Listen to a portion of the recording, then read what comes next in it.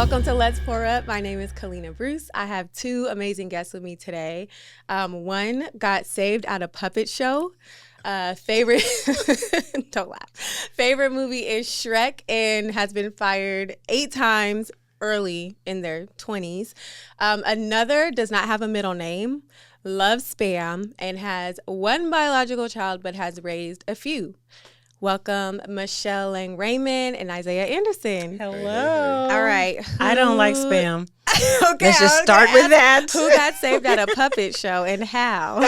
Me. You know what? I was a kid. We were a military family. Did you know this? I did not know We were a military family. We're a military family, and so I used to go to like youth group on base. Yeah. And they were doing a puppet show, like the old school sock puppet show with the little wiggly eyes. Yes. And the puppet said, who wants to know Jesus as their friend? And I looked up and I was like, me. It's like, me, I do. And that's really it. And I, and when I think about that, I think about like how the arts, the creative arts and my faith have always like actually. That's real. Serious, real talk. So like when I think about what we do, I know we're going to get into it. Yeah. But when I think about the performing arts and the creative arts, I really see it as a spiritual practice. You can find Jesus through a sock. Not kidding. Yeah. Not kidding. And it has really like been the trajectory of it has shaped the trajectory of my life. Yeah. And so that's, so part of why, I think the arts feel like a spiritual practice for me is because that's really kind of how it started for me. That's amazing. Yeah. Seeds were planted. And that she kept it a secret that long. It's not a secret. I have shared that in public before. I guess not every day, but I have shared that before, but that's real. Okay. And Isiah, why don't you have a middle name? Named after my dad. Okay. Yeah, Isiah Anderson Jr. So Anderson would be my middle name, Jr. would be my last, but no. Okay, if you could pick a middle name, what would it be? That's a good question. I would keep it biblical. Okay. So Hezekiah. Obadiah. I don't know. Joseph. I never thought about a middle name ever. Okay. Just never thought about it. I'm going to ask you again at the end of the show. Yeah, that's a really good question. That's a really good question. Okay. We always start with the moment of meaning, which is a quote. So I'm going to read this quote, and I'm just going to ask you to respond to it. Yeah. It says, music is to the soul what words are to the mind. How do you feel about that? Yeah. Music is to the soul what words are. I think that's true. Yeah. I think it's, or at least it's a nuanced truth. I have been in ministry and the performing arts for many, many years. And I've always thought that the world, but the church especially, was not utilizing the performing arts to its greatest capacity and to its greatest worth. And I have said to people, like, there's 52 weeks in a year.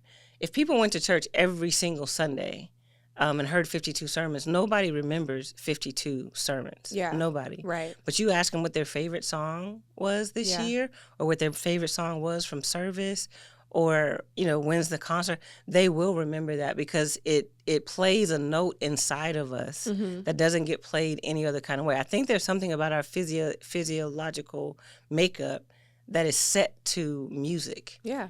And I think that music does sort of play something inside of us that you can't get any other way. Yeah. I totally agree. Music has always been, and though I'm a director and I'm directing musical theater, but, that people think, oh, Isiah is just funny. Music has been my life. It is what with all the talents that God has given me, the gifts, singing is one he didn't, and I wish he did. So I'm always attempting. You got to know what your gifts are, though. Listen, and I do. And so, but I was able to use, music in my comedy. I'm able to use it in theater. And so, I believe that. Music does something to your soul that is untouchable. Yeah. I also, it makes me think of like when folks get older and they start to forget things, but you play a song and it takes them back to a certain time. It's like, there's something there. There's something that centers you. Yeah, in just ways that other things just don't do. For sure. And I'm thankful for that. Yeah. Awesome. Well, you all are here for a very special reason. You guys are both special. Let me just say this. We just want to hang out with you. I know. Let me say this. I've known both of you probably like all of my adult life and most of my young life. And I want to start by giving you both your flowers. I think that you guys have both been pillars in the community, not only through the summer musical, but just through the work. I know, you know, my parents grew up on your comedy, and you and I grew up singing together. And I think about the summer musical and my daughter being a product of my husband being in the summer musical. And I wonder, like, how does that make you feel? Like, you are a part of families' legacies in Seattle. Like, how do you? I love the generational continuance of the Teen Summer Musical. And so someone was there today and they were like, do I know any of these kids? My parents. I said, yeah, you do. Probably, yeah. Just about every last one of them, because all of their parents were once a part of this program. Yeah. Or in some way. For sure. Right? Or grew up in a community where I worked with the community centers. And so I just love that is going to be its legacy. Yeah. That kids of kids are going to say, I was a part of that. Yeah, absolutely. Yeah. You know, when I was little and, you know, you knew the older people and they would always ask, who your people? Like, who's your, you know, who's your people? Yeah. And when I was little, I thought, why do y'all ask that? It's not possible that you, like, know people's people. You don't know everybody's people. But as we have been a part of this community for so long, doing so much, and still feeling like not enough, you know, it is weird to think I can look at a kid and go, I know your people. Who's your people? Like, you have eyes or mannerisms or habits or ways that I have experienced before. And so it feels meaningful. I don't know a better kind of way to describe the feeling of it, except it just feels meaningful. Like, it really does. Yeah. And isn't it funny, once you realize whose kid that is, you're like, that tracks. Absolutely. That makes sense. Because when kids come up to me and they're doing certain things, and I have yet to meet a parent that has come up to me and go like this, Isiah. I go like this, oh my God, that is not your son. Yep. And the first thing they say is, you got permission to do whatever you got to do to keep them straight. Yep. Yeah. Yes. One of the parents the other day was in the lobby waiting on their kid, and they were like, you know my daughter. And I was like, your daughter's in the program? He's like, yeah, you know her mom. And I was like, I really don't. And he pulled out his phone. He was like, you know her. I was like, I do know her. I do know her. Well, we just jumped straight into it, the Teen Summer Musical. Yeah. But also a part of that is Acts on Stage. So tell me about Acts on Stage and then how you all acquired the Teen Summer Musical. Yeah, that's a great story that I'm enjoying telling. Acts on Stage is a new theater, relatively speaking. We're still less than 5 years old. We started in 2020. We really were sort of chased down by some people who said, you know, could you start something? Or they actually said, we see the work that you're already doing in the community, and we want to come alongside with some funding. And so we received that funding in 2020, and the work of our heart was to start a theater that had mentoring and coaching as part of it, because that's what we have done our whole lives. And so we started that in 2020, and that obviously was during the pandemic, the very beginning of the pandemic, because we thought the pandemic was going to be, you know, just a quick little 2 weeks. And then we were just going to be able to invite people to all these great shows we were going to do. And obviously the pandemic took much longer. So we opened in 2020, and we had to learn how to be digital storytellers and, you know, throw plays outside and all that. And so we just basically spent our early years just sort of becoming who the vision was, or what the vision was. And so obviously there was no Teen Summer Musical in 2020. There was nothing.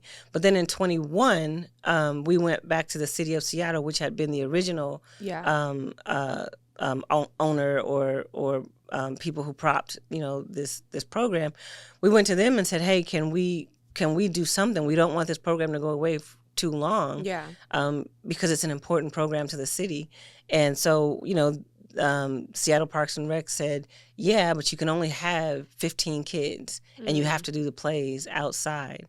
Now, people should know, and Isiah will tell you a little bit more about the history of Teen Summer Musical, but people should know that the history of the Teen Summer Musical was that it was 60 or more kids, and it was at, you know, a big theater house somewhere in the city. And so to suddenly have to be only 15 kids and that you could only perform outside was crazy. Insane, But we just thought, but Acts on Stage is a new theater, a new nonprofit theater. We just thought, we're here. We have the ability to be a bridge or to be a keeper, you know, of this program. until the city was ready to re-engage at its pre-pandemic levels. And so Isiah and I just had that conversation, went to the city, and we were able to sort of parent it during that time. Fast forward now 3 years later, because we did that for 3 years. Yeah. Isiah went back and talked to the people that be and said, can we get back to normal? Right. And that's how we became the managing partner of the Teen Summer Musical. And Back to Normal is? Yeah, Back to Normal is this year. We have 73 kids in the program, 73? right? Yes. 73 kids. And kids we of make color. Kids of color. Yeah. And one who wants to be. But no, I don't know.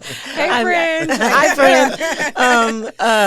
friend. Yeah, 73 kids of color who are being coached and trained by teachers of color, artisans of color. So our choreographer, our music director, our technicians are also people of color. And when we say people of color, we mean mostly Black.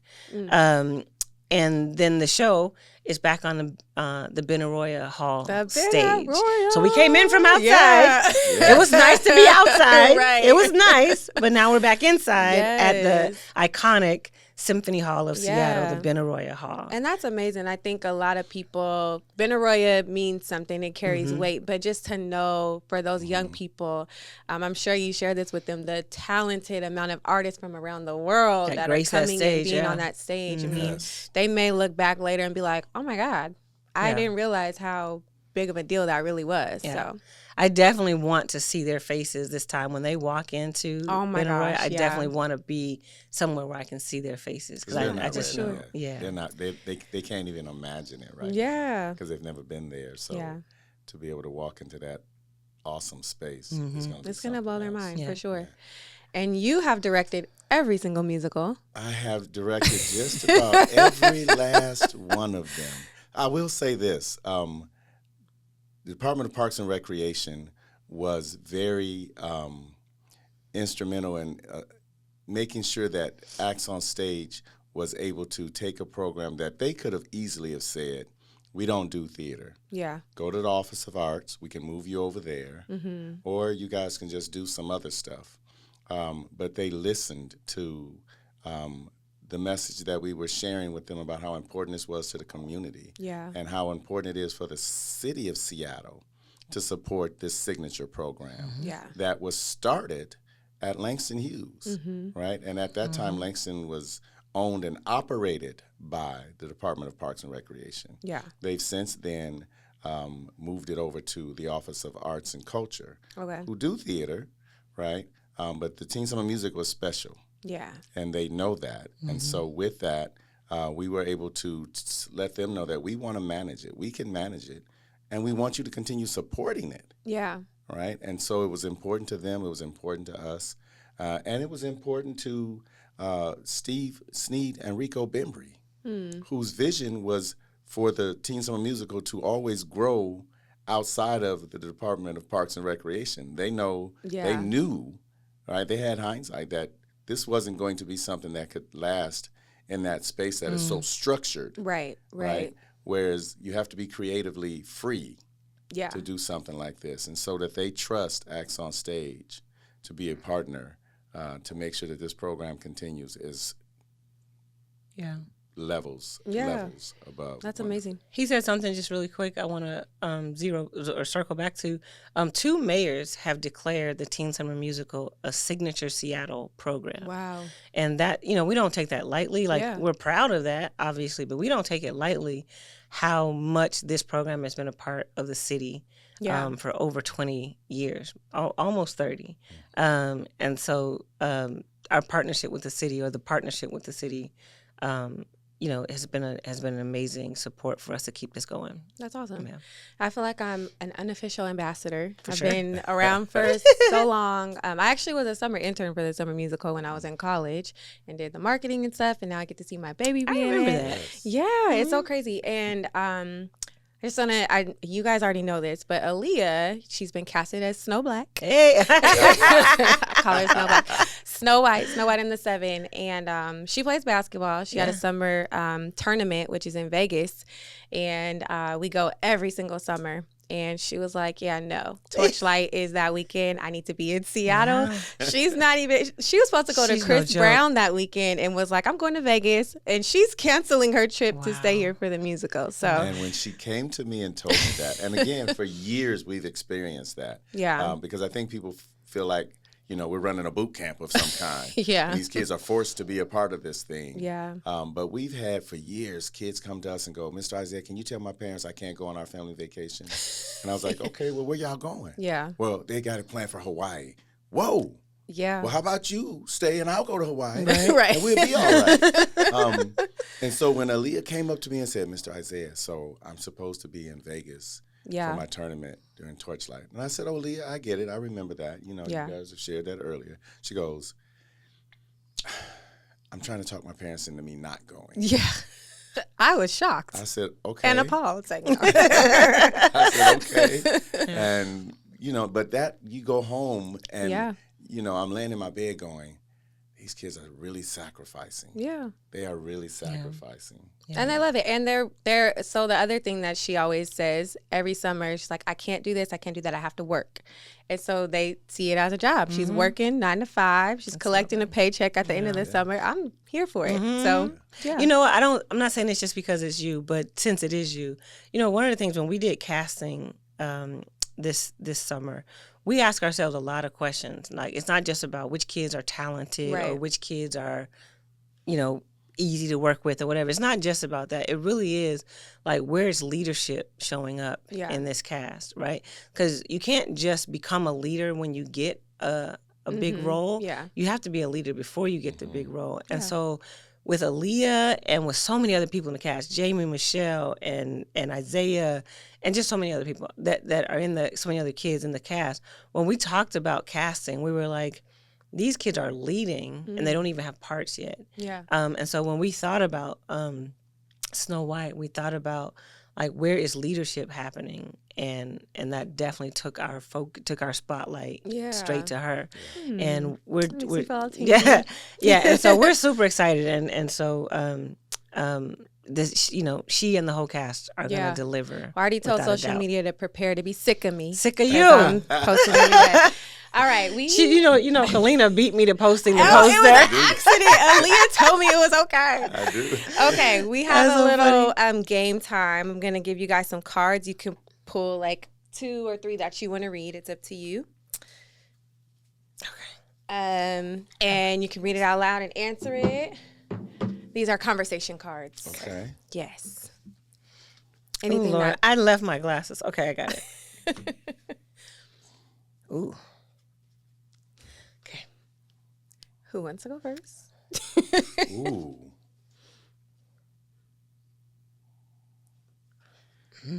You go. Okay, my first one is, who would you like to trade places with for 1 month? Oh, a month is crazy. A whole month? Wow.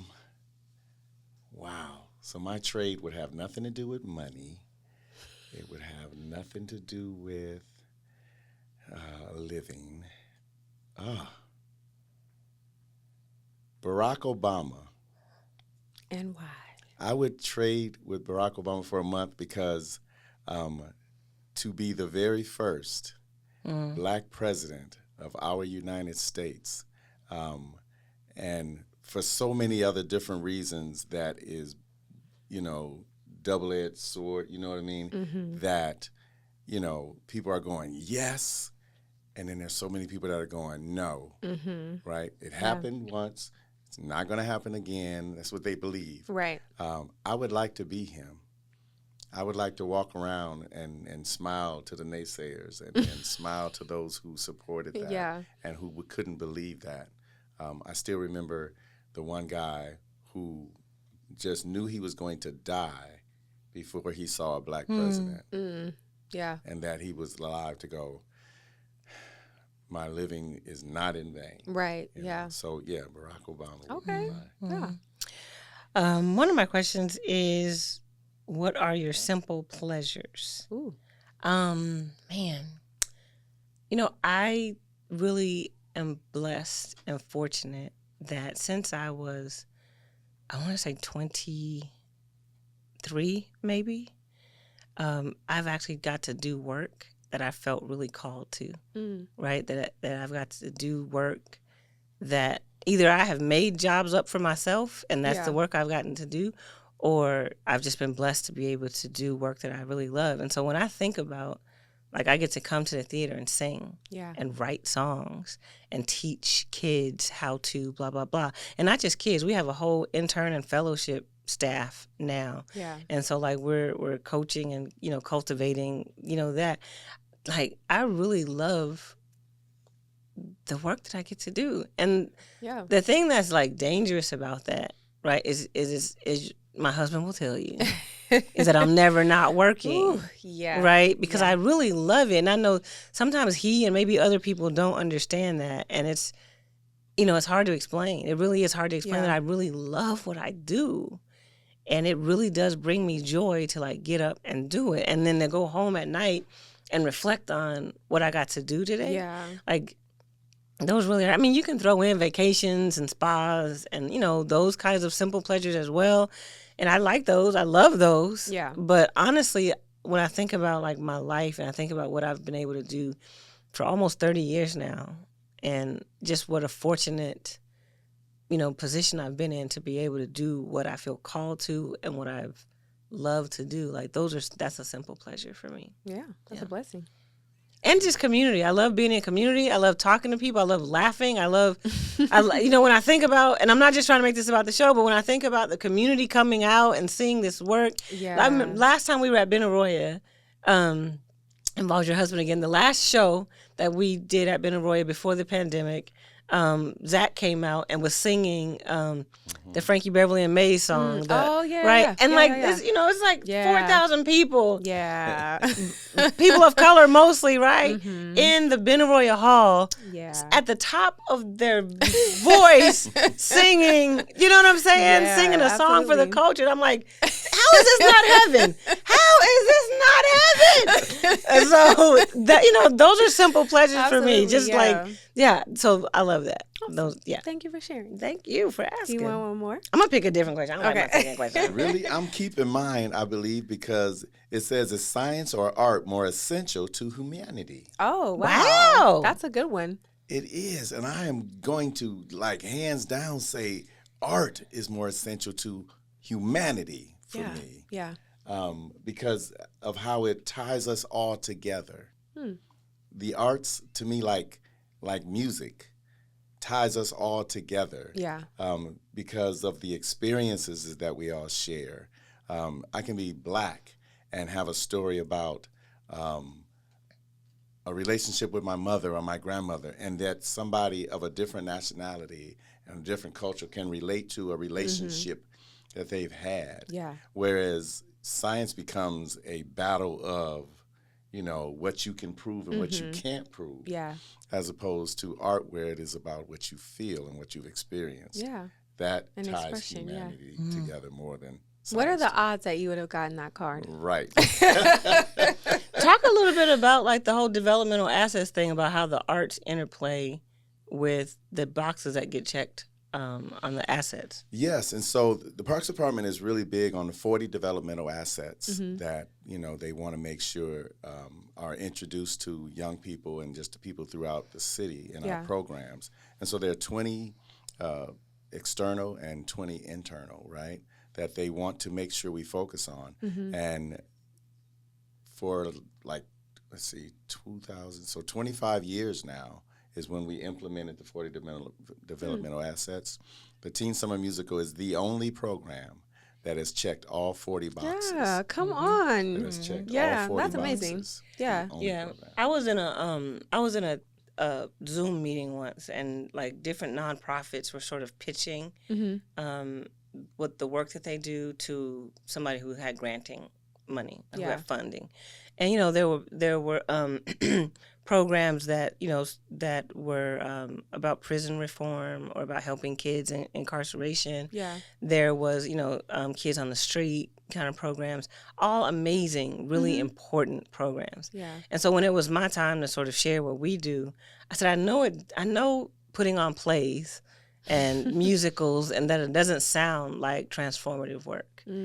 compared to, especially in light of what you just heard. I was like, but we're on the side of preventative, right? What we're trying to do is prevent kids from going down these tracks, right? So of course we need programs that are gonna step in and rescue them from those. Yeah. But you also have to invest. Communities have to invest in programs that prevent that from happening in the first place.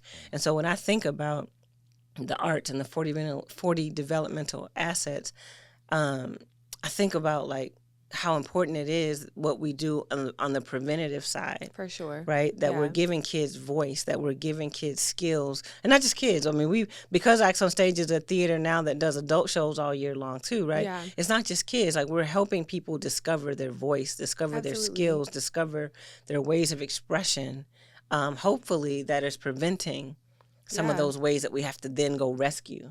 Right? And I would add, just from the outside looking in, one of the ways that happens is that the young people get to see themselves in roles or positions that they may not otherwise. Mm-hmm. You all are creating, opportunities for them to see representation of them, that they don't see necessarily in mainstream or that they may not see on Broadway. But then they come to Acts on Stage and they're like, I'm home. This is a possibility. Yes. And then they get to perform at the Benaroya, which is like amazing. And see themselves. Yeah. Okay. Last question. Okay. I cheated a little bit. It's okay. You got to pick your question. Okay. So I got this one. It says, what's the most amazing weather you've ever seen? I know it feels like a weird question, but I liked it because what it immediately made me remember was I went to the Bahamas. After my mom passed, a friend took me on a cruise because I wouldn't get away. I was like, I'm just gonna go to work. I'm just gonna work through it, Yeah. And they're like, no, let's get you out of here. And so they took me on a cruise, and I went on a boat, and we did the parasailing. And I've never done anything like that. And I was like, ain't no black woman need to be up there. Like you and Zach would agree on this. And so I did it though. I did the parasailing, and so you're on this boat, and the wind grabs you and takes you up. And as you go up, you look out and the water is like the most amazing blue, green, teal color I've ever, to this day, that I've ever seen in life. Yeah. The sky is like a blue and a yellow, a pretty yellow that is like, you just never seen it before in your life. Yeah. And the air is just clean. And it was just the most amazing thing. And I just remember being up there and feeling like real, it's not just a weather question. I just felt something just so divine and supernatural and spiritual and pure. And I just remember thinking, this is the prettiest view of the earth I've ever seen. This is the prettiest wind and sea and sky I've ever seen. And it was in that time of morning that I just saw the most amazing and most beautiful thing I'd ever seen. And so that would be That's awesome. Most beautiful. That's a core memory. Yeah, it really is. And honestly, sometimes life is, when life be lifing, and sometimes you're like, okay, go back to a beautiful place or go back to the best place you've ever been. Yeah. I just think about being up in the air, no ground. Yeah. You know what I mean? No ground to stand on, so to speak.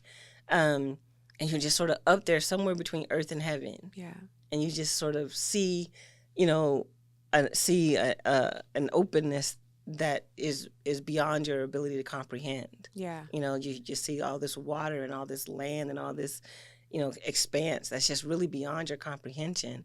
And you at one point feel really small because you see how much more earth there is. Yeah. So you feel really small, but at the same time you feel really seen and you feel really known. Yeah. And so it is a core memory for me, and it's one I go back to a lot. It's crazy because when you were describing the color of the waters and then you were describing the color of the sky, I thought to myself, how beautiful that you were sandwiched between that beauty. And while you were talking, I was like, you are demonstrating your ability to bring people into your story and your world. It's a gift. Amen. Everybody ain't able. And that's a simple pleasure. That's a simple pleasure. We're going to move into a segment called A Win is a Win. So I'm going to ask you both to share either a challenge that you've experienced that you overcame and you're just proud of and you just want to celebrate that win, or something, just a success, a win that you're happy and want to share. You go. You know, my win is, and Michelle has heard this story probably more than most. I was a single parent. I was raised by a single parent, my mother, and although I knew my father and always known my father, we didn't have much of a relationship. And so when I became a single parent, you know, I was like, oh, I got to make sure I have the relationship with my son that I didn't have with my dad. And so I was real intentional about certain things. And then I lost my mother. And the win was the relationship that my father and I gained after that is incredible. Yeah. Like the win-win is for me that we talk every day and just about every night. And he still lives in Illinois, you know, and so that he comes to visit me every year. I go visit him every year. Yeah.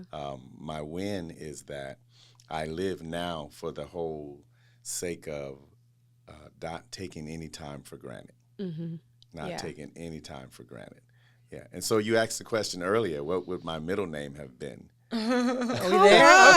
Okay. Yes. Right. So it brought, like, I would have named my son after me. So not middle name aside. Yeah. I didn't name my son after me because of how I felt about my relationship with my dad. So I was like, okay, Isiah stops here. Yeah. But I think now, and I go, how dope would that have been? Yeah. Because the Isiah Sr. is dope. Yeah. That cat He's is a good dope, dude. He's a good guy. right? And then, you know, just to do a little, he like helped produce a dope dude. Absolutely. You know Yeah. what I'm You better give yourself the flowers. Right. And you know, and I wanted that dopeness to continue. Absolutely. Right. And thank you, Michelle, for saying I only have one biological child, but I've been able to share my dopeness. Yeah. With so many others, and he is a huge part of that. Yeah, that's amazing. Thank you for sharing that. Yeah. I'm gonna go a little corporate, so I'll go corporate. So this is my first time being an executive director.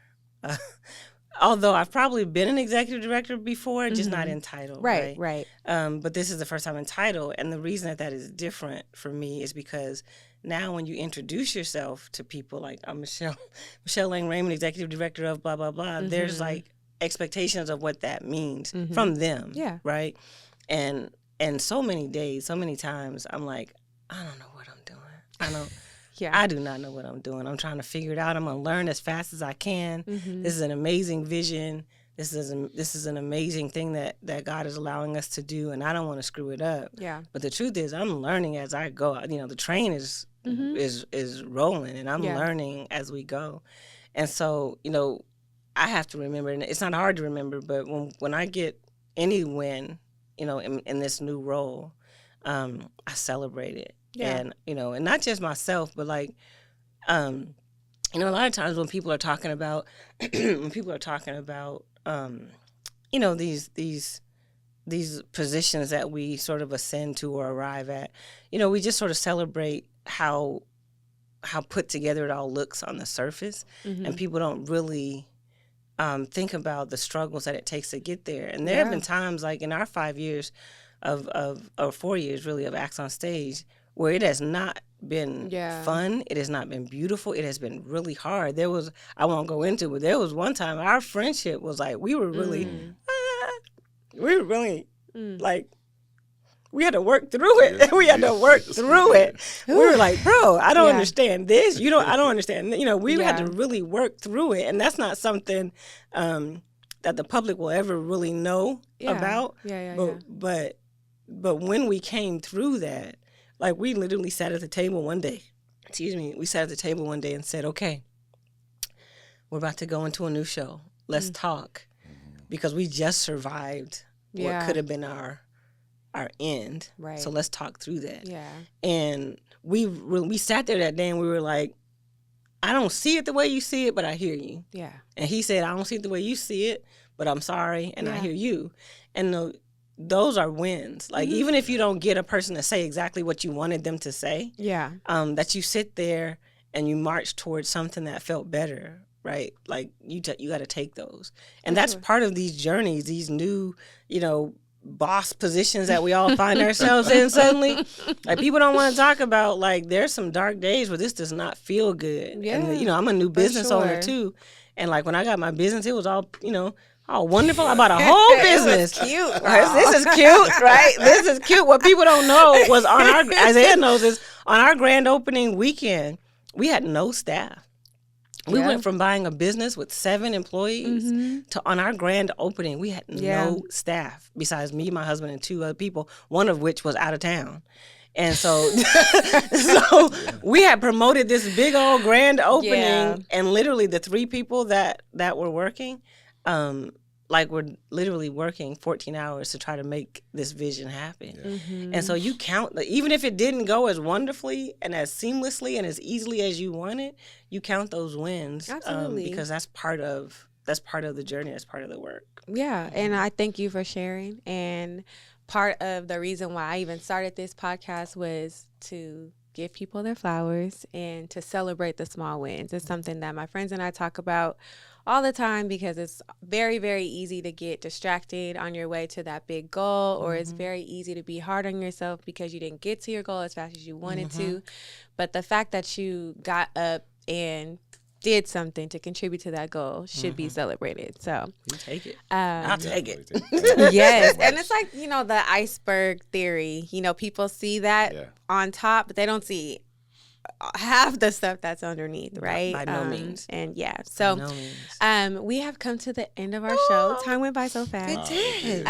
And typically I would ask you guys to repeat after me and do some affirmations, but I feel led to pivot a little bit. So we're going to practice, the 2 of you are going to practice active listening with each other. And you're each going to have a minute to affirm your partner.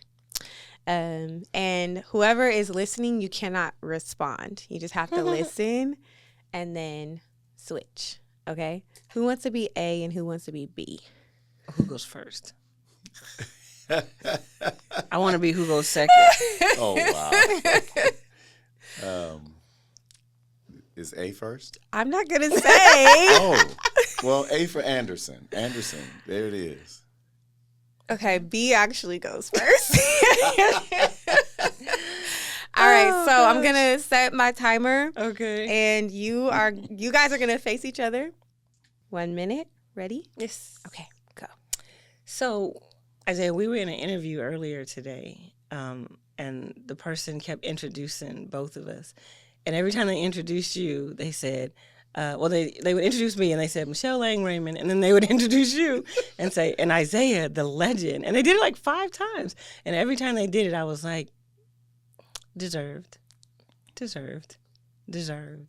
And I just want to say that you are legendary, not just externally, but even to who you are. I think what makes people legendary, or what makes them pillars of a community, is that they are consistent, that they have consistently shown up, they have consistently contributed, and they have consistently done so in a way that is humble and sacrificial.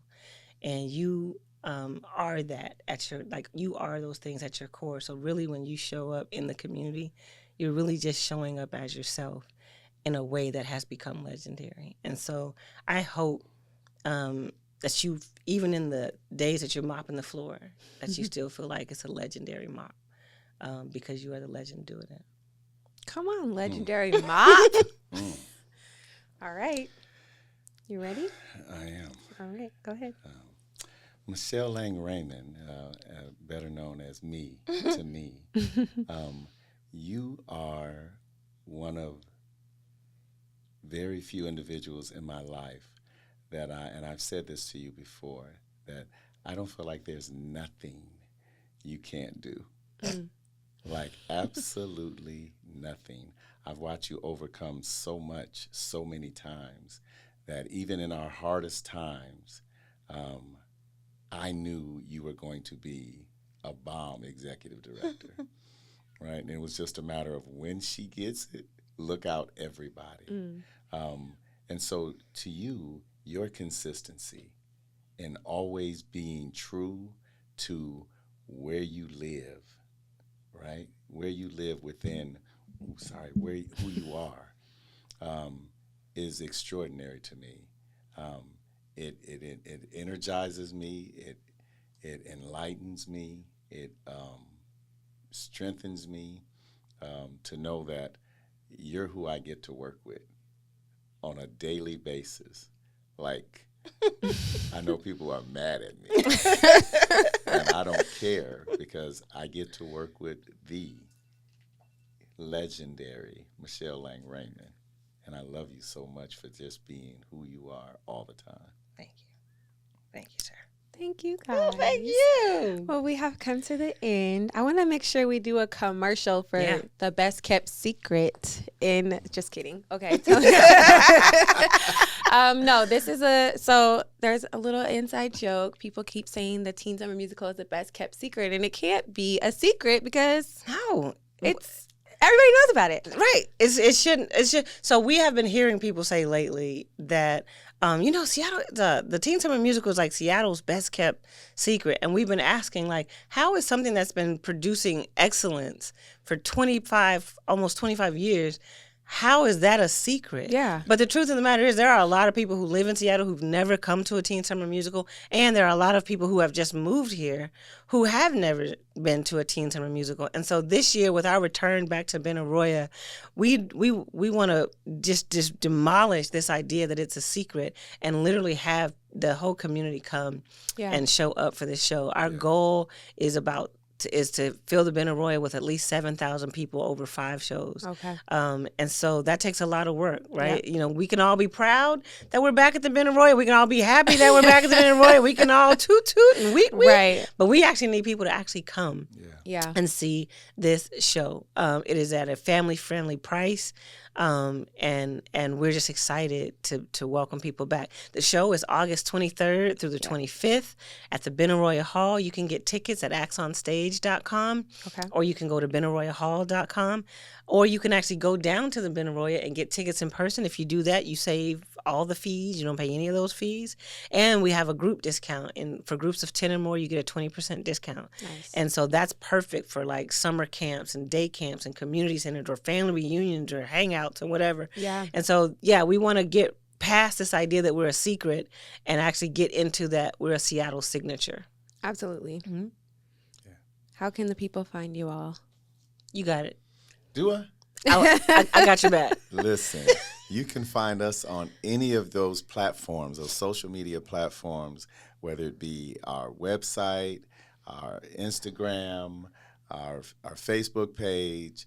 What's the other one? YouTube, and that's YouTube, it. There it is. Any way at all. axonstage.com. Get at us. You can also find me Department of Parks and Recreation. I'm a public servant. Yeah. Hit me up, and I got you. But please come out and support this extraordinary program. Yes, and if for some reason, if you can't make it, share, comment. Yes. That always helps, and it's a way of support. Thank you guys so much for being here. This is a wonderful platform. Thank you. Thank y'all for tuning in. See you next time.